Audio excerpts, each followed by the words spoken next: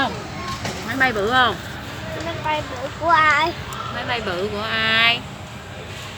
Máy bay bự của con. Máy bay bự của con hả? Máy bay bự của con thì lại là máy bay của nó đó. Nó treo lên. Máy bay của con hả?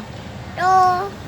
Nè, con máy bay là máy bay đó lát nữa con chèo lên máy bay đó rồi con đi về sân bay cái con gặp ba đó, thấy không? Lát nữa con chèo lên máy bay đó đó, thấy không? Đó, máy bay không có cái cánh máy bay đâu, đang có bánh xe đang đi kìa. Đó, máy bay có bánh xe kìa. Máy bay có bánh xe luôn ha. Trời má, con máy bay đi gì kỳ vậy? Máy bay đi kỳ vậy? Máy bay đi gì kỳ vậy mẹ ơi? Đâu, máy bay đi kỳ đâu? Đó. Máy bay nó đang... Máy bay đi gì kỳ mất rồi. Máy bay đang đứng, máy bay chưa có bay. Máy bay màu tím. Máy bay màu tím mà, đâu máy bay màu tím đâu. Kìa máy bay đang bay trên trời nữa kìa, sáng sáng kìa, con thấy không? Đó. Máy bay màu tím đó. Đó, máy bay đang bay trên trời màu sáng màu trắng đó. Đó. Nó chớp có đèn đó.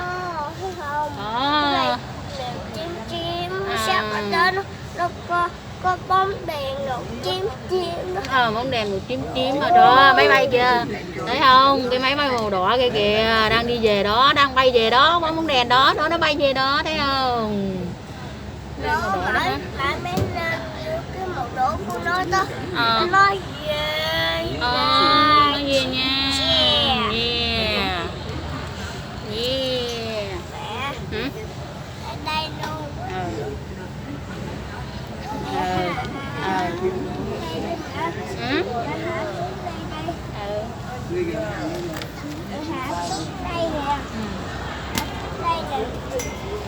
Xuống đây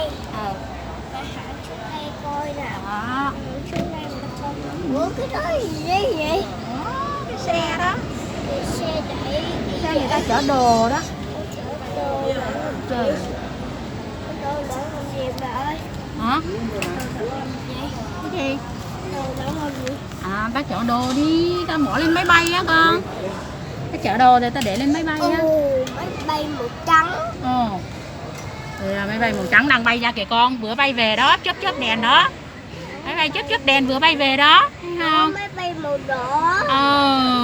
Máy bay màu đỏ đâu có cái đuôi bự. Là cái đuôi của máy bay đó.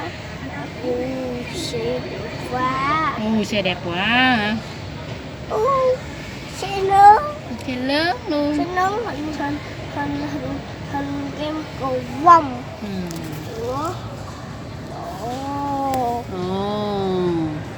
Bảo vệ không trân trọng. Con cá sấu kìa. Con cá sấu của ai vậy? Cá sấu có cái răng đỏ.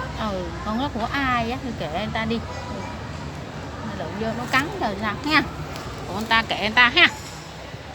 Không thèm nhìn. Em thấy máy bay em thấy thích không? Người ta tổ cái cầu tập thể dục. Cái cầu tập thể dục. Người ta tổ cái tập thể dục. Người ta đem lên cái đó máy bay tướng là máy bay kìa.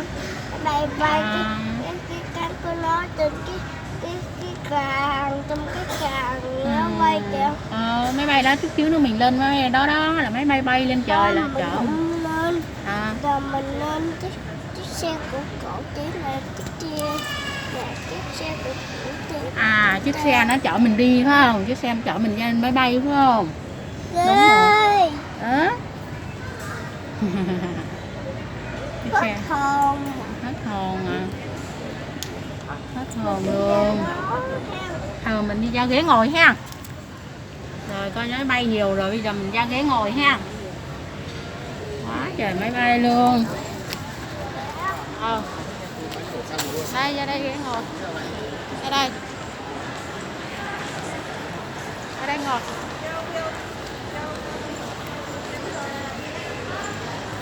Đây, ra đây. Ra đây.